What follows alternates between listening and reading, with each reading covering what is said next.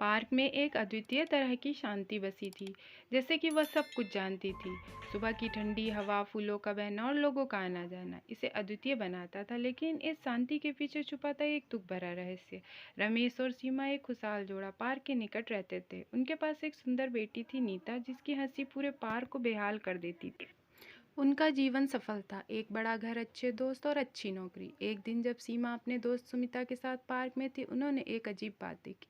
उनका दोस्त रमेश के साथ बेहद अजीब हरकत कर रहा था। सीमा के दिल में एक सवाल उठा, क्या रमेश उनके पीछे कुछ कुछ छुपा रहा है? उस दिन से सीमा ने अपनी नज़रें रमेश पर बढ़ा दी और उसके व्यवहार की खोज करने लगी। एक दिन जब वह उसकी किताबों में कुछ ढूंढ रही थी, तो उसने एक पुराना खत पाया। खत पढ़कर उसे चौंकाने वाली बात पता चली। यह खत रमेश के पुराने प्यार के साथ था, जिसका नाम सुमिता था।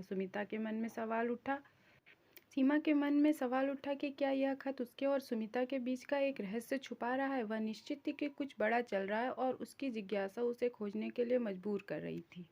सीमा ने रमेश के पुराने दोस्त से संपर्क किया और सब कुछ जानकर वह चौंक गई। सुमिता के साथ रमेश के बीच पुरानी तस्वीरें बयां करती थी, एक प्यार भरा सपना, जिसके बाद भी वह अपनी बेटी के साथ एक खुशहाल भरी जिंदगी जी रहे थे।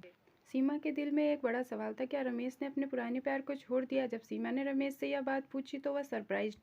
रमेश ने कहा कि वह सुमिता के साथ अब भी मिलता जुलता, लेकिन वह सिर्फ एक दोस्त की तरह है।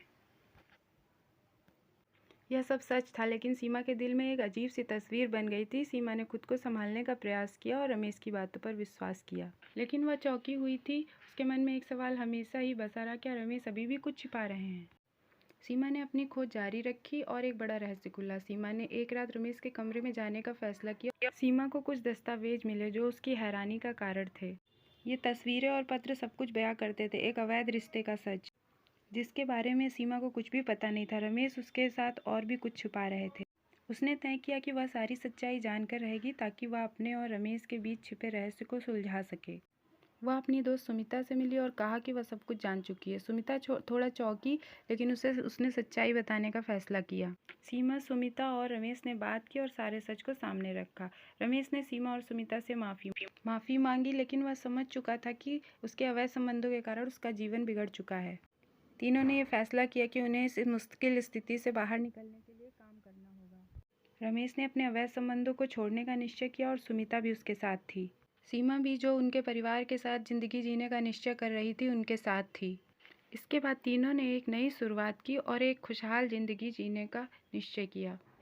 पारिवारिक मूल्यों का पालन करने का निश्चय किया और एक बेहद खुशहाल जिंदगी बनाने के लिए कठिनाइयों का सामना किया। इस क्राइम कहानी के जरिए हम देखते हैं कि एक यकीनी निश्चय और परिवार के साथ मिलकर हर मुश्किल का सामना किया जा सकता है। सच्चे प्यार और समर्पण के बदौलत हम किसी भी कठिनाई को पार कर सकते हैं और एक नई शुरुआत कर सकते हैं। इस कहानी से हमें यह सीखने को मिलता है कि बड़े पाप करने के बाद भी यदि सच्चे मन से हम पश्चाताप करते हैं और एक सही दिशा में कदम बढ़ाते हैं, तो हम अपने जीवन को अवश्य ही सुधार सकते हैं।